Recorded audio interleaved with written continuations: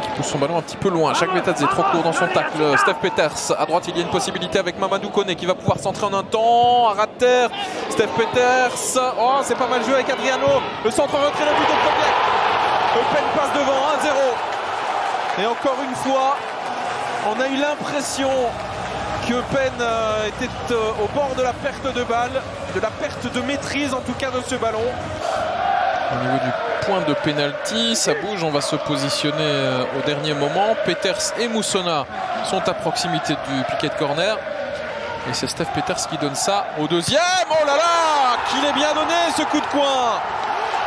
Et le but, Jens Kohls était là au deuxième. Sublime et visiblement. Qui va les provoquer à mat. Jacques Vetadze encore. Est-ce qu'il va donner ce ballon? Jacques Vetadze, ça n'arrive pas. Nurio, deuxième chance. Le centre à ras de terre, c'est dégagé. Grosse densité de joueurs eupenois. La frappe de Kums. Maintenant, c'est goal. Réduction du score. Réduction de l'écart pour être plus précis.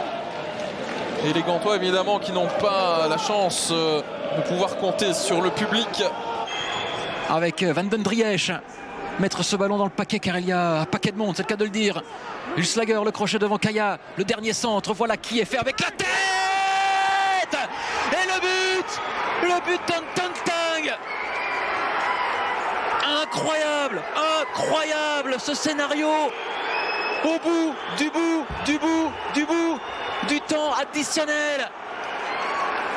Qui a marqué ce but? Ce centre déposé, ouais, c'est bel et bien Hendry. C'est bel et bien Hendry. Ils étaient deux, Hendry et Théat. Et c'est l'Écossais qui surgit au second poteau pour offrir les 3 points à Ostende. Que c'est cruel pour les Malinois. Que c'est cruel. Et Ostende va signer sa première victoire de la saison. Sa première victoire. Bon, ça peut revenir à tout moment. Les Makers, Mercier, justement. Oh, le bon ballon de Mercier pour ça. C'est goal. Et bien voilà. On disait un éclair de Mercier, une conclusion signée Soa, c'est 1-0 pour nous.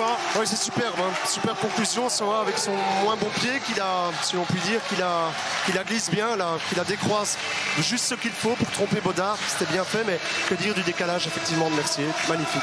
Oh là là, elle est mauvaise cette relance parce que Martin est là. Martin est déchaîné, il y a faute là sur Martin, me semble-t-il. L'arbitre les jouait et Waasland Beveren est dans une situation très intéressante avec un but. Ça, c'est assez incroyable ce qui se passe. L'égalisation de Waasland Beveren. Alors que Martin est toujours au sol.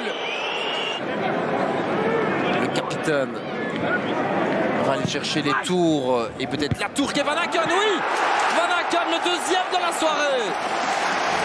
Le deuxième pour Bruges, le deuxième pour Van Aken. 2 buts sur phase arrêtée pour le FCB. 20 ans, droitier, il peut aussi jouer défenseur central. Pas mal, hein, pas mal cette séquence au vol, il a tout le temps, il doit s'appliquer, ça rentre, c'est 3-1 et c'est Okereke avec un peu de chance. Vous allez me dire la chance, ça se provoque. 3-1 et là, les choses se compliquent considérablement pour Waasland Beveren. Bien sûr. Donnerait 9 points aux Brugeois qui reviendraient donc à une unité du Standard. C'est but et c'est Kravenchik. Voilà un moment important pour lui. Son premier but pour le club de Bruges. On sent l'émotion même. Refailov concentré. Yakoubek aussi. Ça finit au fond. Quel but de l'Israélien, évidemment. Il montre le banc du doigt. Il aurait probablement dû être titularisé d'entrée et il va dans les bras de Rudy Cosset. Côté de l'Antwerp, c'est l'une de leurs armes de prédilection. Yakoubek ne peut rien faire. La trajectoire du ballon est vicieuse, ce ballon est puissant. Ça finit au fond et ça permet à l'Antwerp de prendre plutôt. Ce serait une excellente chose pour les hommes de Mark Brace, évidemment. On est un petit peu dominé. Soa. Oh, ça part bien et ça va au fond.